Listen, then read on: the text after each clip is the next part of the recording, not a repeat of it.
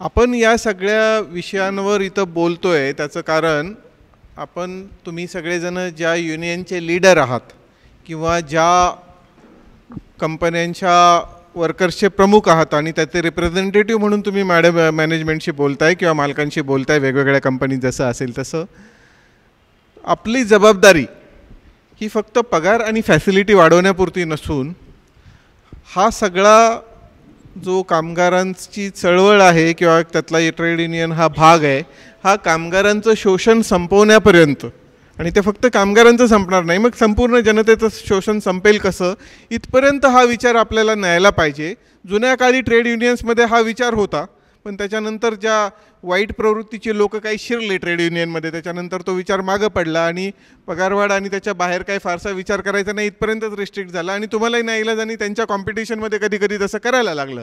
पण या युनियनमध्ये आणि या सगळ्या ग्रुपमध्ये असलेले लोक जे आहेत ते जास्त लांबचा आणि पुढचा विचार करतायत असं मला अरविंद श्रौतींनी सांगितलं बाकीच्या सगळ्यांनी सांगितलं त्यामुळे मी हा विचार तुमच्यासमोर आज मांडतोय. कामगारांचं शोषण कोण करतं आणि कसं होतं? बऱ्याच वेळा मालक पगार कमी देतो म्हणून शोषण होतं का? किंवा मॅनेजमेंटमधले एचआरचेच लोक फक्त तुमच्याशी निगोशिएट करतात म्हणून शोषण करतात का? असं नाही आहे. कामगारांचं शोषण जे आहे ते अनेक अंगांनी होत असतं. अनेक अंगांनी कसं शोषण होतं तर त्याच्याबद्दलची काही उदाहरणं मी मागच्या वेळेस दिली होती ते मी परत सांगेन. पण सगळ्यात महत्त्वाची गोष्ट लक्षात घ्या की शोषण जे आहे ते बाजार व्यवस्थेमध्ये होतं. बाजार व्यवस्था शिवाय तुम्ही कुठली तरी बाजारात तुम्ही काहीतरी गोष्ट विकत घेता आणि काहीतरी विकता म्हणजे तुम्ही स्वतः काम करता हे तुमची श्रमशक्ती विकता बरोबर आहे की नाही? तशी तुम्ही श्रमशक्ती विकता. कोणी जर टोमॅटो विकत असेल तर तो बियाणे विकत घेतो खतं विकत घेतो सगळं विकत घेतो. नेट तो काय विकतो? स्वतःच्या श्रमाची किंमत विकतो. ती त्याला 20 पैसे किलोनी मिळू दे किंवा 200 रुपये किलोनी मिळू दे पण विकतो तो श्रमशक्ती विकतो. त्यामुळं प्रत्येक जो शोषित झालेला व्यक्ती आहे तो शेतकरी असो कामगार असो किंवा आणखीन कोणी असो तो स्वतःची श्रमशक्ती विकतो. कारण ती टोमॅटो बनवायला त्याला बाकीची कुठल्याही तरी श्रमशक्ती विकत घ्यायला लागते असा श्रमशक्तीचा टोटल तो विकतो. या विक्रीमध्ये आणि खरेदीमध्ये तुमचं शोषण असं होतं की आपण आपली जी श्रम करण्याची पॉवर आहे ती कमी किमतीत विकतो आणि ज्या गोष्टी विकत घेतो आपण तिथं आपण त्यांना जास्त श्रमशक्तीने विकत घेतो. ती श्रमशक्ती पुन्हा श्रमिकाला मिळते अशातला भाग नाही. म्हणजे आता शोषणाची जी काही उदाहरणं तुम्हाला मी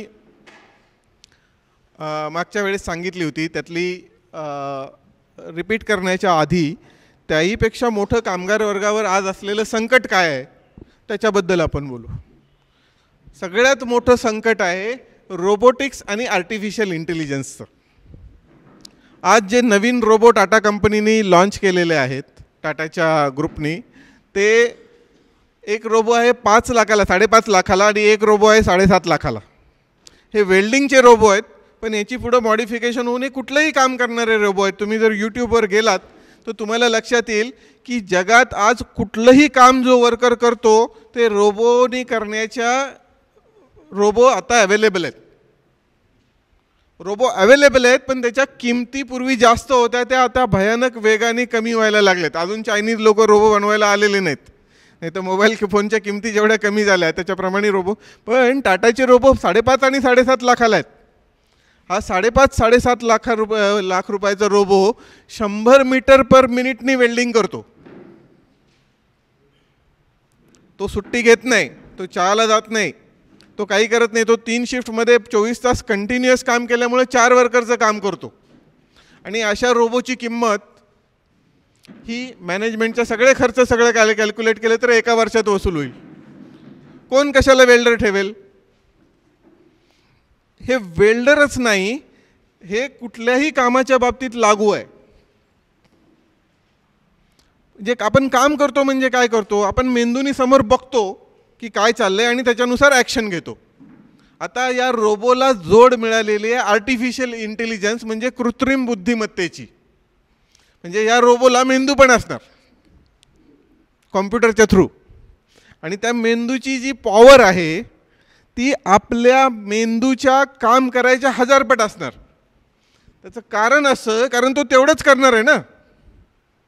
त्याला काही कविता करायची नाही आहे, त्याला कविता गाणं ऐकायचं नाही, गाणं समजून घ्यायचं नाही आहे.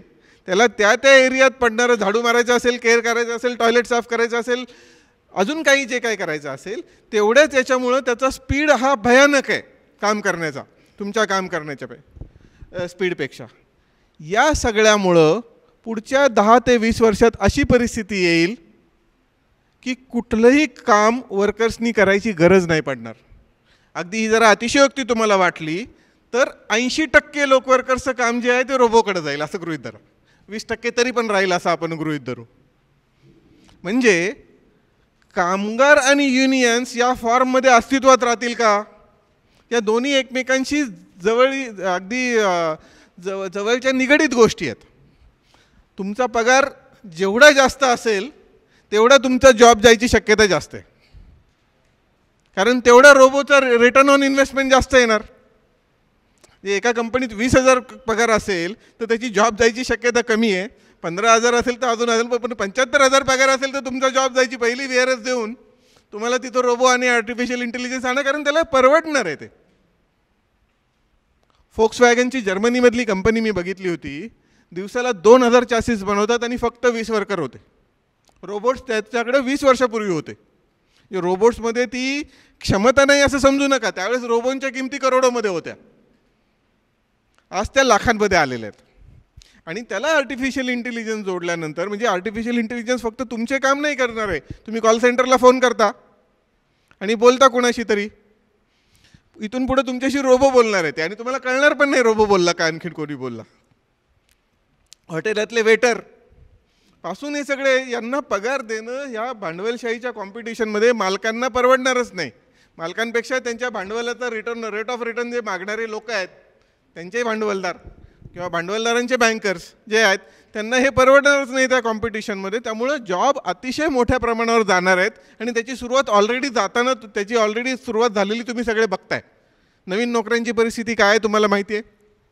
त्याच्यात या सरकारने केलेल्या इकॉनॉमिक घोळचा थोडा भाग आहे, पण रोबोटिक्स आणि ऑटोमेशनचा भाग आहेच.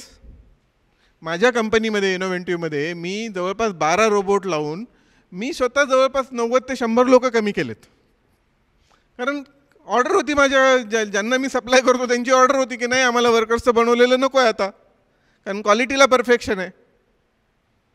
50 गोष्टी आहेत अशा. त्यामुळे रोबोटिक्स आणि ऑटोमेशनमध्ये जॉब जाणार आहेत, आणि हे गेले तरी जे फुटकल जॉब आहेत, म्हणजे डिलिव्हरी बॉयज म्हणा किंवा आणखीन काही म्हणा, असे फुटकल 10, 12, 15,000 रुपयाचे जॉब मात्र पोत्यानी, मार्केटिंगचे, टेलिकॉलरचे किंवा बाकीचे सगळे जॉब असे पोत्यानी येणार आहेत. तर हे ऑर्गनाइज वर्कर, संघटित वर्कर हे मोठ्या प्रमाणावर उद्ध्वस्त होणार आहेत, आणि हे फार लांब नाही आहे. आणि ते उद्ध्वस्त होऊ नयेत असं वाटत असेल तर या सगळ्यांना एका प्लॅटफॉर्मवर एकत्र यायची गरज आहे. म्हणजे याचं सोल्युशन जे आहे ते मालकाशी पगारवाढीच्या निगोशिएशनमधून निघणार नाही आहे. याचं सोल्युशन पॉलिटिकल आहे, याचं सोल्युशन इकॉनॉमिकल आहे, याचं सोल्युशन देशाच्या अर्थव्यवस्थेमध्ये, देशाच्या पॉलिटिकल व्यवस्थेमध्ये स्वतःचा न्याय्य हक्क मागण्यापर्यंत जातं. पण ते जाणार कसं? त्याचा रोड काय? कसं जाणार ते? आत्तापर्यंत याच्या गप्पा कुणी मारल्या, खूप केलं काय नाही. आता हे का झालं नाही, याची इच्छा होती बऱ्याच लोकांची करायची, तरी पण त्यांनी का केलं नाही, का नाही होऊ शकलं, याच्याविषयी आपल्याला जर थोडं समजून घ्यायचं असेल तर थोडंसं जगाच्या अर्थकारणाच्या हिस्ट्रीमध्ये जायला लागतं. आज आपण ज्या भांडवलशाहीमध्ये राहतो त्या भांडवलशाहीचं मार्केट जे आहे ते कधीतरी 2, 4, 5 हजार वर्षापूर्वी डेव्हलप व्हायला सुरू झालं, बरोबर. की काही लोक कोणी गहू घेऊन यायला लागला आणि त्याला लाकूड पाहिजे होतं, तो गहूच्या दुकानात देऊन मग ट्रेडर होतं, तर असं काहीतरी ते डेव्हलप झालं. तर ही भांडवलशाही जी आहे ती सुरुवातीला व्यापाऱ्यांनी उभी केली, एक वस्तू घ्यायची आणि एक वस्तू घ्यायची, आणि नंतर कारखाने उभे राहिले, मग कारखाने मोठे झाले. अशा पद्धतीने ही डेव्हलप झाली. त्याची हिस्ट्री कोणाला वाचायचं असेल तर मराठीत चांगली पुस्तकं आहेत किंवा यूट्यूबवर चांगली फिल्म पण आहेत. पण सांगायचा मुद्दा म्हणजे असा त्यातला महत्त्वाचा आहे की ही जी भांडवलशाही उभी केली सुरुवातीला ती व्यापाऱ्यांनी उभी केली. आणि आज आणि व्यापाऱ्यांमध्ये म्हणजे व्यापाऱ्यांनी ते डेव्हलप केली, कारण कुणाला काय विकत घ्यायचं आहे आणि कुणाला काय विकायचं आहे हे व्यापारी सोडून कोणाला माहिती नसायचं त्या काळी. मार्केटला सोडून काय नाही, त्याच्यातून ते मार्केट डेव्हलप झालं. आज जगात इन्फॉर्मेशन टेक्नॉलॉजीमुळं म्हणजे तुमच्या हातात आलेल्या सेल्युलर फोनमुळं, तुमच्या हातात आलेल्या मोबाईल फोनमुळं जगात ही पहिल्यांदा परिस्थिती निर्माण झालेली आहे की कुणाला काय विकत घ्यायचं आहे आणि कुणाला काय विकायचं आहे ते दोघं एका प्लॅटफॉर्मवर एकत्र येऊ शकतात. कारण तुमचा जर एखादा तसा खरेदी विक्रीचा मार्केटचा ॲप काढला तर टोमॅटो विकणारा टोमॅटो विकू शकेल आणि खत कामगाराच्या कामगारांनी आणि डेंटिस्ट त्याचा टाईम विकू शकेल. या सगळ्या गोष्टी एकत्र येणं आज टेक्नॉलॉजिकली पहिल्यांदा शक्य झालं आहे. तर ती टेक्नॉलॉजिकल शक्यता पहिल्यांदा निर्माण झालं आहे कारण ही जी त्याची पेमेंट सिस्टीम आणि क्वालिटी सिस्टीम पण डिराईव्ह झाली की तुम्ही क्रेडिट कार्डाच्या थ्रू किंवा ॲपच्या थ्रू तुम्ही पेमेंट पण करू शकता. पूर्वी या सगळ्या गोष्टी नव्हत्या, आता झालेल्या आहेत. आता या सगळ्याचा काय संबंध आहे आपल्या शोषणाशी? तर आपल्या शोषणाबद्दल आपलं कशाने होतं त्याच्यातला आपण विचार करूया की तुम्हाला सगळे तुमचे जे काही मालक किंवा कंपन्या असतील त्या सगळ्या तुमची मेडिक्लेम पॉलिसी काढतात. मेडिक्लेम पॉलिसीची किंमत दरवर्षी वाढते आहे आणि वेगाने वाढते आहे. तुमच्या निगोशिएशनमध्ये प्रत्येक वेळेस तो त्याचा मुद्दा येतोच आहे. लक्षात घ्या, मेडिक्लेम पॉलिसी आहे म्हटल्यावर हॉस्पिटलवाले बिलं जास्त लावतात. मग अल्टिमेटली ते पैसे पे कोण करतं? दरवर्षी प्रीमियम वाढण्यामधून तुम्हीच पे करता, बरोबर आहे. मेडिक्लेम पॉलिसीबद्दल मी माझ्या कंपनीचं उदाहरण सांगतो. माझ्या इनोव्हेटिव्ह कंपनीमध्ये आम्ही 1200 वर्कर होतो तेव्हा आम्ही मेडिक्लेम पॉलिसी काढली होती. तर पहिल्या वर्षीचं कोट रिलायन्स जनरल इन्शुरन्सनी दिलं 40 लाखाचं. 1200 लोक आणि प्रत्येकाच्या घरातले 5 मेंबर असे 6000 लोकांचा जवळपास कोट, ते आम्हाला 40 लाख मिळाले. मी अतिशय आनंदाने दिलं. पहिल्या वर्षी क्लेम आले 82 लाख रुपये. म्हटलं आता पहिल्या वर्षी जनरली लोक नसलेली पेंडिंग असलेली ऑपरेशन करतात, सगळे करतात वगैरे, सगळं झालं त्याच्यातलं.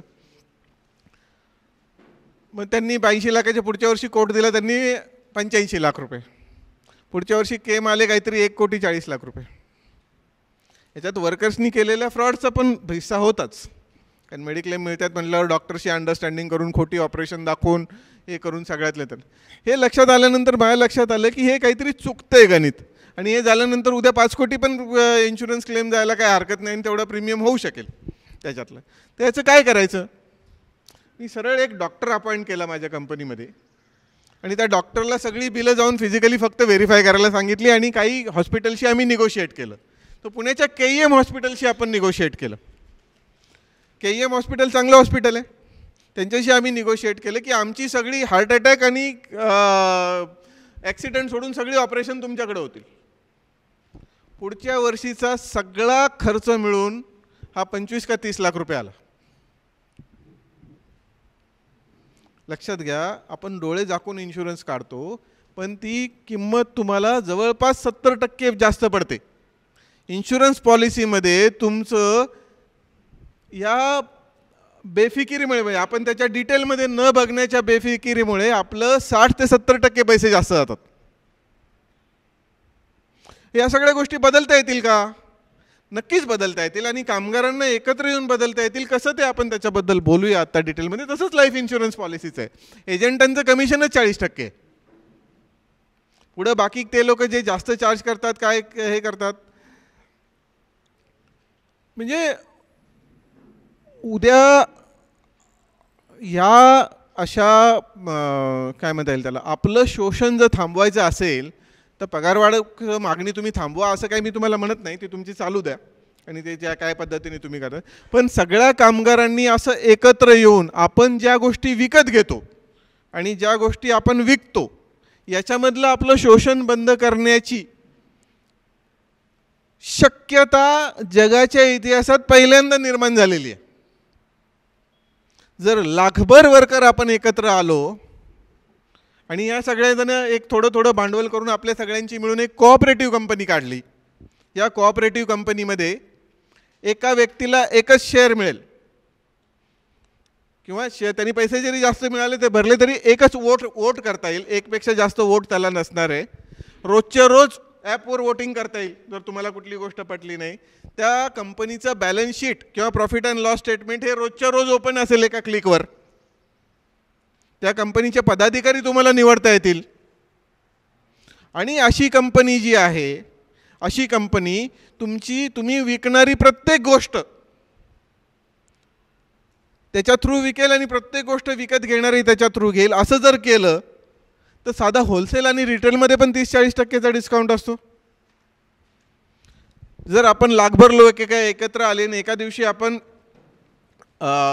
सगळ्यांच्या मोबाईल फोनचं लोकेशन ऑन ठेवलं आणि त्यातल्या ह्या 1000 लोकांना हे दुकान सुटेबल आहे, ह्या दुकानं, तर न चालणारी दुकानं शोधता येतील जवळपासची, जी कमी पैशात एक्सचेंज करतील. बरोबर आहे की नाही? या सगळ्या गोष्टीतून म्हणजे तुम्ही 10,000 रुपये पगार वाढवायला जेवढं निगोशिएट करता मालकाशी, त्याच्याऐवजी काहीही न करता इथं तुम्हाला 3,000 रुपये तुमचे स्वतःचे वाचवता येतील. पण उद्देश 3,000 रुपये वाचवणे हा नाही आहे. उद्देश तुम्हाला सगळ्यांना एकत्र येणार आहे. कारण कोणी जात्यात किंवा कोणी सुपात आहे, तुमच्या नोकऱ्या जाणार नक्की आहेत 80% लोकांच्या. कारण त्यात तुमचा मालक चांगला असण्याचा प्रश्न नाही आहे, तुमची कंपनी चांगला असण्याचा प्रश्न नाही आहे, किंवा तुमची निगोशिएशन पॉवर जास्त असण्याचा प्रश्न नाही आहे. हे टेक्नॉलॉजिकल कारणाने नोकरी जाणार आहे. टांगेवाले जसे इतिहास जमा झाले, त्याच्यातून ट्रकवाले आले किंवा टॅक्सीवाले आले, तशी ती प्रोसेस होत नाही की एक जॉब जाऊन दुसरा येतो, अशातला भाग नाही. म्हणजे जेव्हा रोबोट्स बनतील किंवा आर्टिफिशियल इंटेलिजन्स बनेल, तेव्हा रोबोट बनवण्याच्या फॅक्टरीत आम्हाला नोकऱ्या मिळतील असं तुम्ही जर समजत असाल तर असं नाही आहे. कारण तिथं जेव्हा 10 नोकऱ्या जातील तेव्हा एक नोकरी तयार होईल. हा फरक आहे. आणि हा फरक तुम्हाला लाईव्ह बघायचा असेल तर यूट्यूबवर, म्हणजे परवा मी एक व्हिडिओ बघितला, 25 एकर टोमॅटोची शेती, संपूर्णच्या संपूर्ण एका मशीननी आणि एका ड्रायव्हरनी पूर्णच्या पूर्ण त्या मशीननी सगळे टोमॅटो गोळा केले. त्याचं बाकी जे पाला आहे तो बाजूला काढून जमिनीत गाडला आणि हिरवे आणि लाल टोमॅटो पण वेगवेगळे केले सेन्सरनी. किती मजूर लागले असते हे करायला? आत्ताच्या हिशोबाने काढलं तर 50-100 मजूर लागले असते किमान. म्हणजे मला जेवढं माहिती आहे शेतीतलं, कदाचित जास्त पण लागले असते. पण एका वर्करनी ते केलं. ही शेतीतली परिस्थिती आहे. आपलं इंडस्ट्रीतलं काम तर ते एका पर्टिक्युलर एरियातलं आहे. म्हणजे शेतीतलं काम थोडंसं रोबोनी करणं कॉम्प्लिकेटेड आहे, पण तेवढ्या लेवलला रोबो पोचला आहे. त्याच्यात फक्त किमती कमी होण्याची आवश्यकता आहे.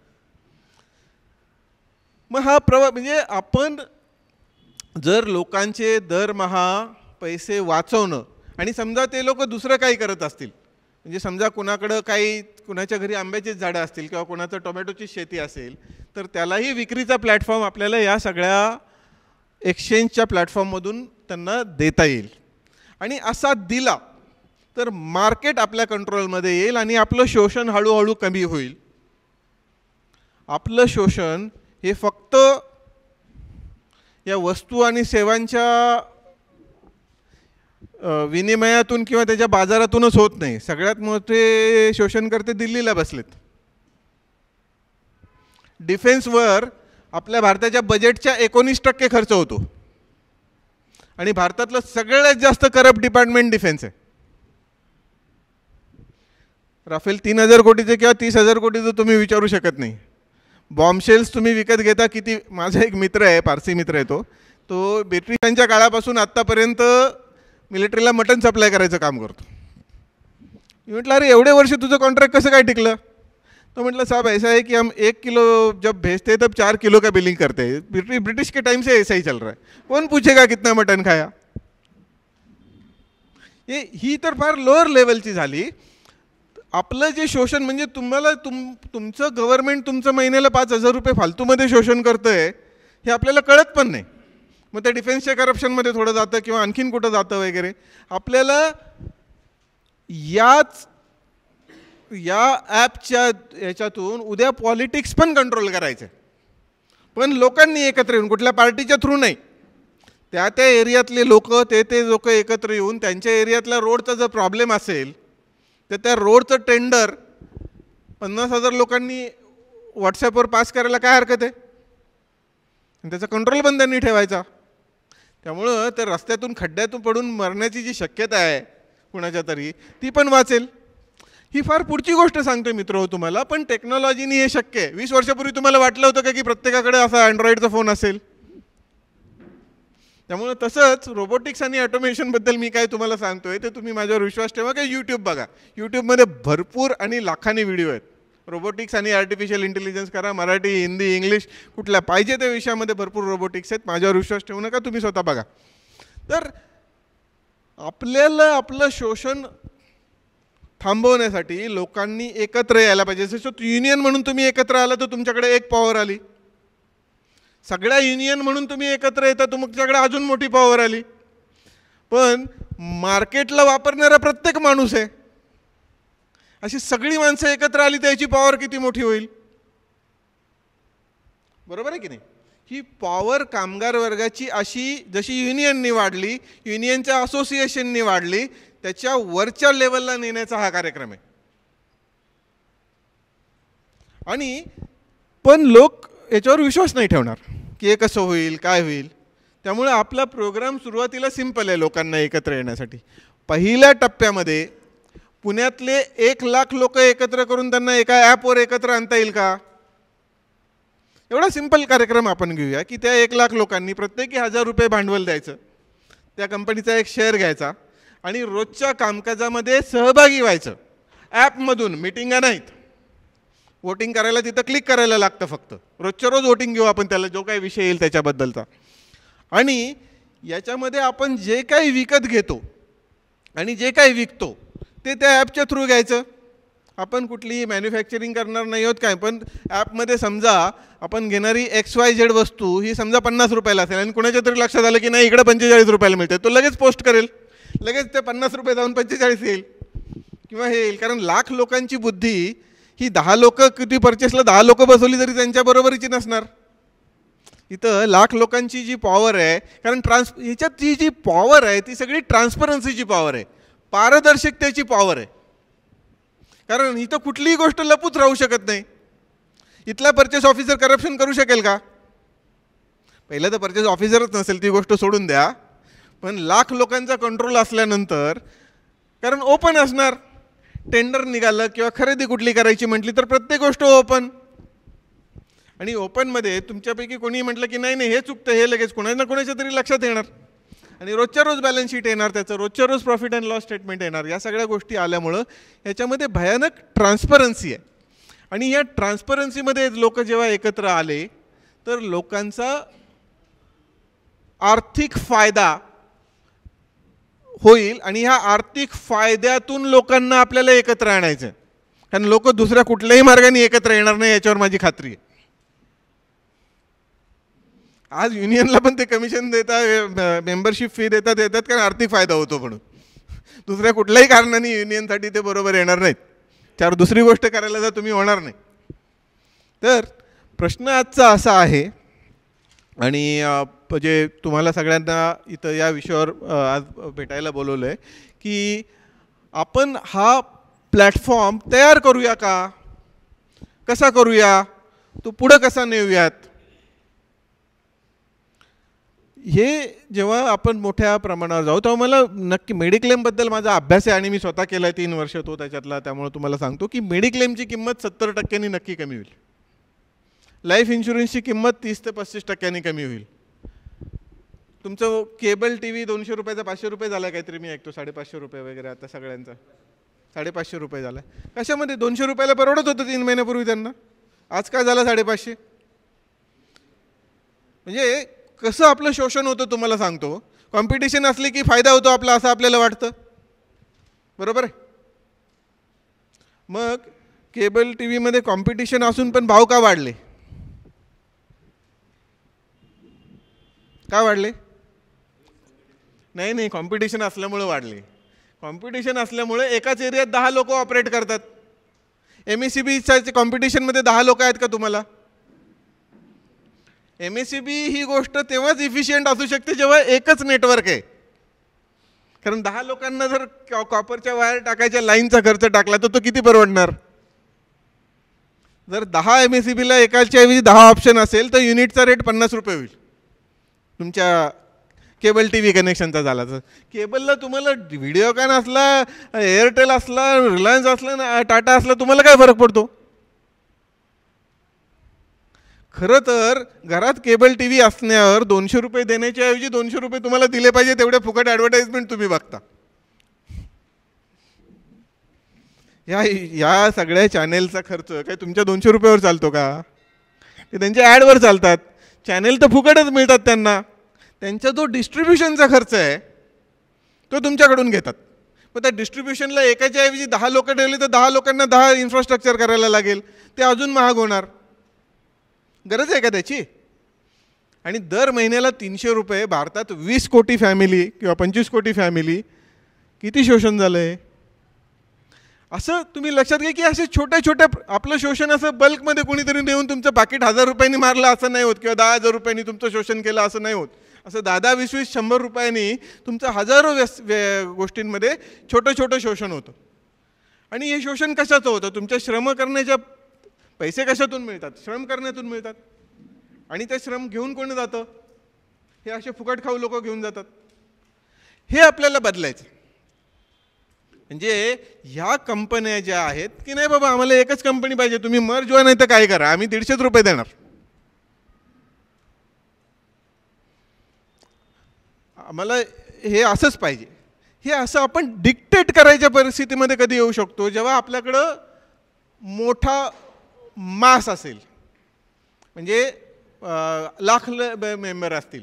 तर ह्यांना जेव्हा दर महिन्याला त्यांचे 3,000 रुपये वाचतायत आणि 3,000 रुपये जास्त मिळतात. म्हणजे आपण मागच्या वेळेस बोललो होतो ते ट्रान्सपोर्ट शेअरबद्दल पण बोललो होतो की कुणी मुंबईला चालला असेल गाडी घेऊन, त्यांनी ॲपवर टाकलं की मी मुंबईत, एक ट्रान्सपोर्टचा आपल्या ह्याच्यात एक क्लिक असेल त्याच्यातला की मी मुंबईला चाललो आहे, अजून 4 लोकांना जायचं आहे, ट्रेनचं तिकीट 200 रुपये आणि ते कारनी चाललं आहे तर त्याला तो 200 रुपये, प्रत्येकजण 100-100 रुपये द्यायला तयार आहे का, त्याचे 500 रुपये तिथं वाचले, त्याचं इन्कम पण वाढलं ना. लाख लोक एकत्र आले तर ते लोक जे बनवतात किंवा त्यांच्या गावी शेती असेल किंवा आणखीन काही असेल, त्यांचं काही दुसरा मार्ग असेल कमवण्याचा याच्यात, तर 3,000 रुपये महिना वाचणं आणि 3,000 रुपयांनी इन्कम वाढणं हे सहज शक्य आहे 1 वर्षाच्या पिरियडमध्ये. जर लाख लोक एकत्र आले, 1,000 रुपये भांडवल भरून त्यांनी त्यांची कंपनी केली, जी कंपनी पूर्ण ट्रान्सपरंट असेल आणि त्यांच्या मॅनेजमेंटमध्ये त्यांचं स्वतःचं पार्टिसिपेशन असेल ॲप बेस, तर त्याच्यामध्ये 1 वर्षाच्या पिरियडमध्ये अशी परिस्थिती येऊ शकते की त्यांचे 3,000 रुपये महिन्याला वाचतील आणि 3,000 रुपयाचं इन्कम त्यांना जास्त होईल. अगदी सोप्या गोष्टी ते नाही, तुम्हाला पटणाऱ्या गोष्टी आहेत याच्यातल्या. हा लाख लोकांचा, हे जर या लेवलला आपण आलो तर बाकीचे लोक म्हणतील अरे बाबा आम्हाला पण मेंबरशिप घ्यायची. आणि हे सगळं ॲप बेस असल्यामुळे आपल्याला कुठं ऑफिस काढायची गरज नाही. आपल्याला एक कॉल सेंटर करायला लागेल आणि एक सेक्रेटरियल ऑफिस करायला लागेल कंपनीचं, पण त्याच्यापेक्षा जास्त काही नाही. फक्त आपण इन्शुरन्स लाख लोकांनी घेतल्याच्या ऐवजी उद्या 10 लाख लोकांनी घेतला, प्राईस अजून कमी होणार आहे. म्हणजे मी साधं जिलेटच्या ब्लेडचं उदाहरण सांगितलं होतं मागच्या वेळेस. ते 3-in-1 जिलेटचं ब्लेड जे आहे ते काहीतरी 90 रुपयाला एक किंमत आहे त्याची. त्यातली 18% GST ऑर्डर केला. प्लॅस्टिक मोल्डिंग करणारे कोणीतरी आपले मित्र होते त्यावेळेस, त्यांना हिशोब काढला तर त्याची मॅन्युफॅक्चरिंग कॉस्ट आहे ती 1.25 रुपयाच्या वर नाही आहे. दाढीचं ब्लेड सगळे. आणि जिलेटमध्ये काय टेक्नॉलॉजी आहे, टेक्नॉलॉजी आहे काय त्याच्यात डोंबल्याची आहे काय. आपण घेतो ना 1 रुपयाची वस्तू 90 रुपयाला, घेतो की नाही. कारण जिलेटचा सगळ्यात जास्त खर्च ॲडव्हर्टाइजमेंटवर होतो. 40% कमिशन जातं. जर 1 रुपयाच्या ऐवजी 5 रुपयाला मिळाले तरी वर्षभराची एकत्र घ्यायला काय हरकत आहे. लक्षात घ्या, पुण्यातला इथला प्लॅस्टिक मोल्डर किंवा तुमच्यापैकी माहितीतलं कोणीतरी काम करत असेल तो जिलेटचे ब्लेड इथं बनवू शकेल. ती ब्लेड विकत, कारण त्या ब्लेडची किंमत काहीतरी नया पैशांमध्ये, ते त्यातला जो प्लॅस्टिक मोल्डिंग सोडून बाकीची जी गोष्ट आहे ती नया पैशांमध्ये किंमत आहे. आणि सगळ्या टूलची कॉस्ट मिळून 5 लाख रुपये. ही परिस्थिती आहे. ई रिटेलिंग कंपन्या ते करतायत पण ते त्यांच्या प्रॉफिटसाठी करतायत. म्हणजे ॲमेझॉन किंवा अलिबाबा या सगळ्या गोष्टी करतात, पण उद्या त्यांची मोनोपॉली झाल्यावर त्या किमती परत वाढवणार आहेत. त्याला तुम्हाला फायदा व्हावा असा उद्देश नाही आहे, त्यांचा फायदा हा उद्देश आहे. त्यामुळं ही कंपनी तुमच्या स्वतःच्या मालकीची पाहिजे आणि कोऑपरेटिव्ह पाहिजे. त्याच्यात समजा कोणी 100 कोटी भांडवल टाकलं आणि त्याला 100 कोटीप्रमाणे वोटिंग मिळालं, नाही चालणार. कारण या कंपनीचा उद्देश नफा मिळवणं नसून प्रत्येकाचं सेव्हिंग करणं आहे.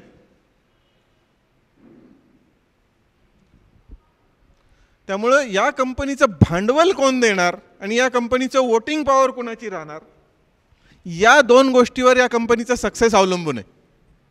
आणि पुन्हा ही कंपनी कोणाला चालवायची आहे? उद्या आपल्याला एक शोषणमुक्त समाज तयार करायचा आहे. त्यापुढं ही दरवर्षी जेव्हा हे लोक वोटिंग करतील, म्हणजे हेच ग्रुप झाल्यानंतर आपल्याला जे बकवास वाचायला मिळतं व्हॉट्सॲप युनिव्हर्सिटीमध्ये आणखीन काय आहे, त्यातलं खरं किती आणि खोटं किती हे क्लिकवर तुम्हाला कळेल. म्हणजे तुम्हाला उद्या खोटी इन्फॉर्मेशन करायची गरज नाही ना. म्हणजे तुम्ही ते फक्त तिथून ते फॉरवर्ड केलं अमुक याला की खरं किंवा खोटं हे तुम्हाला डायरेक्ट सेकंदात येऊन जाईल. म्हणजे तुम्हाला मिसइन्फॉर्मेशन ही 50 गोष्टींमध्ये होती आहे, एक नाही, 2 नाही, 1000 गोष्टींमध्ये होती आहे. न्यूजचे चॅनेल्स ज्या काही बातम्या देतात किंवा तुम्हाला ज्या आपल्या सिरियल ज्या काही बकवास ओकतात, त्याच्यात 50% वेळ त्या ॲडव्हर्टाइजमेंटचा आहे. चॅनेल बघण्याचे खरं तर पैसे मिळायला पाहिजेत आपल्याला. पटतंय का नाही पटत तुम्हाला, सांगा बरं मला. ॲडव्हर्टाइजमेंटचा रेट किती? सेकंदाला लाखो रुपये रेट. करीना कपूरनी 12 सेकंदाची ॲड दिली कुठल्या तरी प्रॉडक्ट, 12 कोटी रुपये घेतले. 1 सेकंदाला 1 कोटी रुपये रेट आहे. कोण भरतं? तुम्ही भरता तुमच्या खिशातून करीना कपूरच्या ॲडव्हर्टाइजमेंटचा रेट. कसं काय परवडतं त्यांना 1 सेकंदाला 1 कोटी रुपये द्यायला? कारण काय, आपल्याला नकळतपणे करीना कपूर त्या साबणाची ॲडव्हर्टाइजमेंट करते म्हणून आपण, करीना कपूर आपल्याला आवडत असेल तर ती आपण विकत घेतो. पण साबणाची किंमत जो 50 रुपयाचा आहे त्याची किंमत ॲक्च्युअल 5 रुपये, आणि आपण या प्लॅटफॉर्मवर एकत्र आलं तर 15 रुपयाला घेऊ शकतो टॅक्सेस सहित. आणि त्याच्यात करीना कपूरची ॲड नसल्यामुळे क्वालिटीमध्ये काहीच फरक पडणार नाही आहे. हा मुद्दा आपल्याला लक्षात घेतला पाहिजे की तिथं त्या 35 रुपयाचं दर महिन्याला आपण 3 साबण वाचत असेल तर करीना कपूर आपलं 100 रुपयाचं शोषण करते का नाही करते? कारण आपला मेंदूचा बाईंग पॅटर्न जो आहे, खरेदी करण्याची जी पद्धत आहे, ही कोणीतरी त्यांच्या फायद्यासाठी हायजॅक केलेली आहे. मेंदूची विचार करण्याची क्षमता हायजॅक केलेली आहे. ती क्षमता आपल्याला आपल्या ताब्यात घ्यायची आहे या ॲपमध्ये. म्हणजे माझा एक मित्र आहे, तो अमर म्हणून पूर्वी टूथपेस्ट येतो, त्या माहीत नाही, त्याची कंपनी बँकरप्ट झाली आता. चांगल्या प्रकारचा टूथपेस्ट बनवायचा तो. ते कोलगेटची 100 ग्रॅमची टूथपेस्ट काहीतरी 100 का 150 ग्रॅमची होती, 100 रुपयाला होती. तर त्यांनी मला त्याची कोलगेटची परचेस ऑर्डर आणून दाखवली. कोलगेट 9 रुपयाला ती विकत घेतं. एक कोलगेटची स्वतःची मॅन्युफॅक्चरिंग कंपनी नाही. ते हिमाचल बद्दी आणि टॅक्स एरियामध्ये ते ज्या सप्लायरकडून विकत घेत होते ते 9 रुपयाला विकत घेत होते. पण तुम्हाला 100 रुपयाला जेव्हा येते, 10 रुपये धरा राऊंड फिगरसाठी, पहिलं तर 18% GST, बरोबर. नंतर रिटेलरला कमिशन 25%, 50 रुपये तर इथंच कमी झाले. प्लस कारण 18% GST, कारण ती किंमत वाढून 80ला गेल्यामुळे ती 18 रुपये GST. पण तुम्ही जर लाख टूथपेस्ट घेणार असाल महिन्याला एकत्र, तर ते 9 रुपयाला नाही तरी 20-22 रुपयाला तुम्हाला नक्की मिळेल. आणि क्वालिटीमध्ये काहीही फरक नसेल. म्हणजे हा मागचे लेक्चर झाल्यानंतर मी एका दूधवाल्याशी बोललो, दुधाच्या डेअरी माझा मित्र आहे, त्याच्याशी बोललो की म्हटलं काय रे, 1,00,000 लिटर दूध आम्ही दिवसाला घेतलं तर तू किती स्वस्त देशील? तो म्हटलं साहेब स्वस्त 4 रुपये देईन. तो एक मुद्दा झाला. पण दुधाच्या नावाखाली तुमची लोक काय पित आहेत ते पहिलं बघा. युरिया किती पित आहेत किंवा आणखीन काय पित आहेत ते. म्हणे या लोकांना समजून सांगा की पहिली गोष्ट तर आपण एक क्वालिटी कंट्रोल इंजिनियर सरप्राईज चेकचा म्हणणं की त्या ब्रँडच्या दुधामध्ये कुठेही भेसळ नसणार आहे. तुम्ही ती 40 रुपयाला दुधाची पिशवी विकत घेता काय 40 रुपयाला विष विकत घेता? काय कंट्रोल आहे की अमूलचंच दूध आहे, तुम्ही नाव ब्रँड अमूलचं बघून घेता किंवा चितळेचं, पण त्याचं नळाचं पाणी नाही भरलेलं त्याच्यात. नळाचं तर पाणी भरू द्या, कुणीतरी युरिया नाही टाकलेला, काय कंट्रोल आहे तुमचा? तुम्ही युरिया पिताय 40 रुपये 60 रुपये रेट देऊन, कारण तुमच्याकडे तुम्ही ब्रँड ऐकता ना. कारण अमूलचा ब्रँड, चितळेचा ब्रँड आहे, याचा ब्रँड. जे दुधाचं प्रोडक्शन आहे आणि दुधाचा सेल आहे, तर प्रोडक्शन ॲक्च्युअल 60%, 40% तुम्ही काहीतरी वेगळं पिताय. आणि तुमचं फक्त खिशाचं शोषण नाही करतात, तुमच्या बॉडीचं पण शोषण करताय, आणखी कशाचं करताय. आणि त्याच्यामुळे कदाचित तुम्हाला कॅन्सर लवकर होतोय किंवा त्याच्यामुळे किडन्या लवकर फेल होत आहेत, कुणाला माहिती. काही कंट्रोल आहे याच्यावर? म्हणजे शोषण आपलं फक्त ह्या एका अंगाने नाही होते, अनेक अंगाने शोषण होते मार्केटमध्ये. म्हणजे आता ते शोषण करणारं कोण आहे तुमचं बरं? ती जी बाई दुधात युरिया मिळवते ती काही करोडपती आहे का? ती तुमच्या माझ्यासारखी शोषित आहे. कारण तिच्या मुलगा हॉस्पिटलला चाललाय, त्याच्याकडे तिला भरायला पैसे नाहीत, तिच्या मुलाला बसला जायला पैसे नाहीत, म्हणून ती दुधात युरिया मिसळते. पण तुमचं शोषण ती बाई नाही करत आहे, ती स्वतः शोषित आहे. तुमचं शोषण मार्केट व्यवस्था करते. हे समजून घ्यायची गरज आहे. पॉलिटिक्स आणि इकॉनॉमिक्समध्ये हे शोषून घ्यायची गरज आहे की तो भेसळ करणारा माणूस, तुमचं तो बिस्लेरीच्या याच्यामध्ये नळाचं पाणी भरणारा मुलगा, तो किती कमवत असेल दिवसाला? 200 रुपये का 500 रुपये? 1000 रुपये डोक्यावरून पाणी. तो शोषण करतोय का तुमचा? बिस्लेरीचा ब्रँड तुमचं शोषण करतंय. पण बिस्लेरी विकणारे जे ब्रँड आहे ते 12 सेकंदाला 12 कोटी रुपये घेत आहे. त्यामुळे तुम्ही बिस्लेरीवर ट्रस्ट ठेवता आणि त्याच्यामध्ये तुमचं शोषण होतं. तर पहिल्यांदा तर मालक शोषण करतो हे डोक्यातून काढून टाका. तो करत असेल पण फक्त तेवढंच शोषण नाही करायचं. तुमचं मुख्य शोषण ही मार्केट व्यवस्था करते. ते मार्केट तुम्हाला तुमच्या ताब्यात घ्यायची गरज आहे आणि ते ताब्यात घेण्याचा हा अतिशय छोटा टप्पा आहे लाख लोकांनी एकत्र येण्याचा. ज्या ॲपवर 1 लाख लोक एकत्र येतात त्याच्यावर 100 कोटी एकत्र येऊ शकतात का? आणि 100 कोटी लोकांचा जर आर्थिक फायदा असेल तर ते एकत्र येतील का? का मला नको आर्थिक फायदा माझा असं म्हणतील लोक? असं म्हणेल का कोणी? गरीब तर म्हणेल का?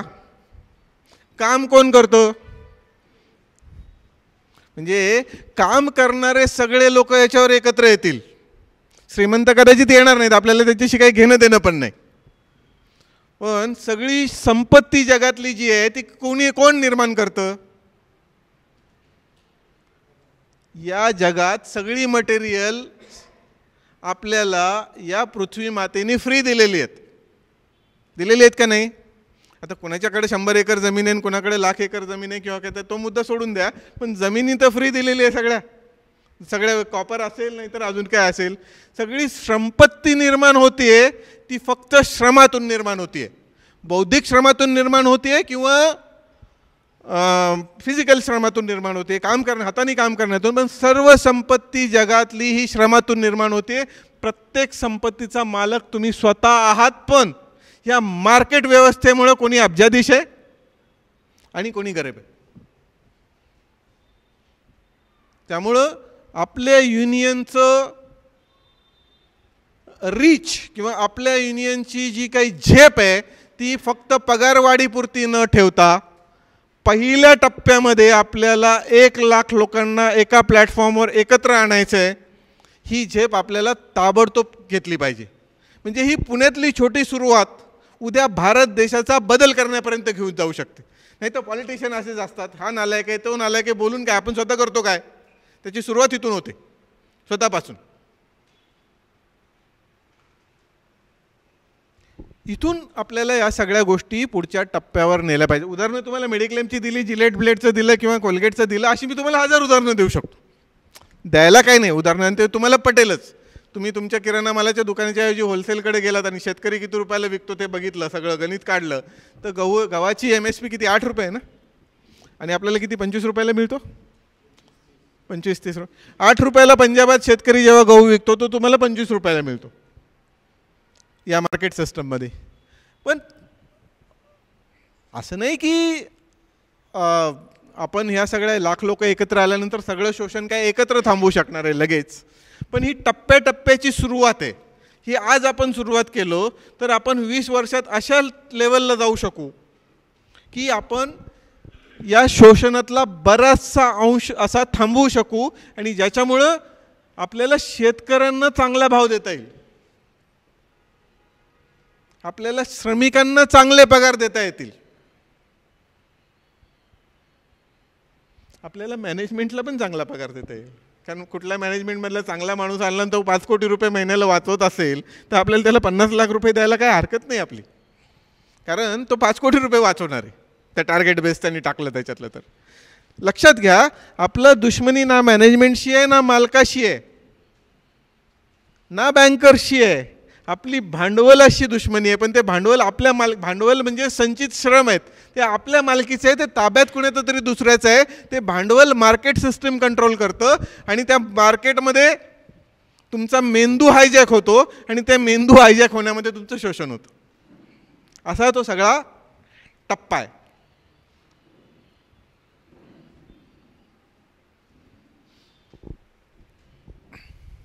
आम्ही या विषयावर फिल्म पण तयार करतो आता, म्हणजे रेकॉर्डिंग त्याच्यासाठीच केलेलं आहे.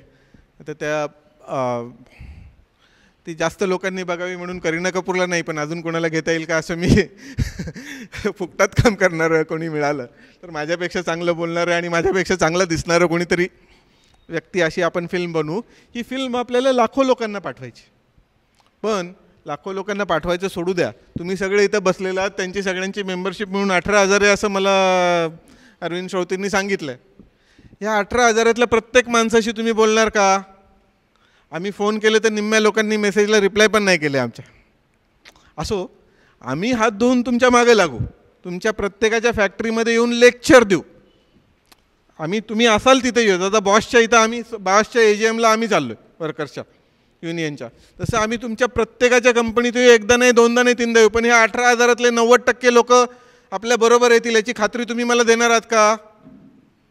त्यांना कन्व्हिन्स आपण शेवटच्या क्षणापर्यंत करू. आपली फिल्म 1.5 महिन्यात तयार होईल, 1.5 महिन्यात पाठवू. त्याच्यात कुणाला काय बोलायचं असेल तर आपण 10 लोकांचं कॉल सेंटर अपॉइंट करू त्यांच्या शंका निरसनचं. पण तुम्ही तुमचं वजन आणि तुम्ही स्वतः बोलल्याशिवाय ते होणार नाही आहे पुढं, बरोबर आहे?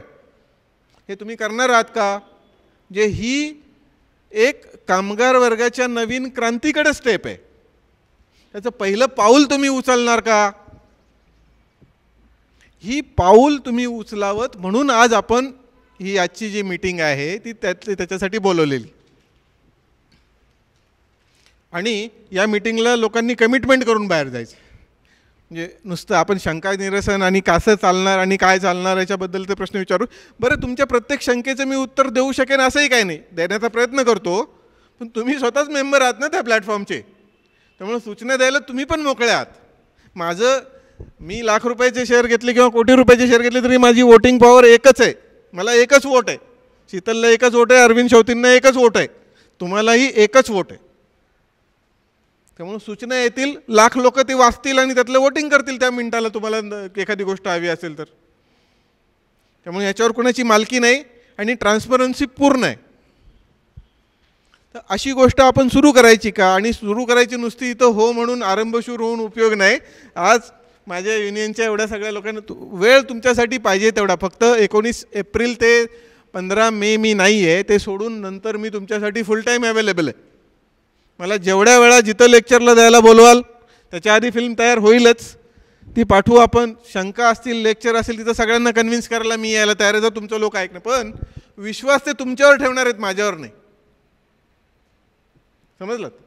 तो विश्वासासाठी तुमचा शब्द आणि तुमचा फॉलोअप या गोष्टी तुम्ही करणार आहात का? मग का फक्त वर्कर्स, का नाही आजूबाजू सोसायटीतले लोक, मग का नाही मित्रमंडळी लहानपणापासूनची? ही लाख लोक बघा, लाख लोक नसतील ना, इन्शुरन्स कंपनी तेवढा डिस्काउंट देणार नाही आणि मग हे पुढे जाणार नाही. हे 2-5 हजार लोकांनी काम सुरू करण्याचं नाही आहे. लाखाचा नंबर आला ना ऑफिसच्या बाहेर, इन्शुरन्स कंपनी सगळे क्यूमध्ये येऊन उभे राहतील, कुठे जाणार नाही त्याच्यातले. लक्षात घ्या, तो नंबर तेवढा होणं महत्त्वाचं आहे.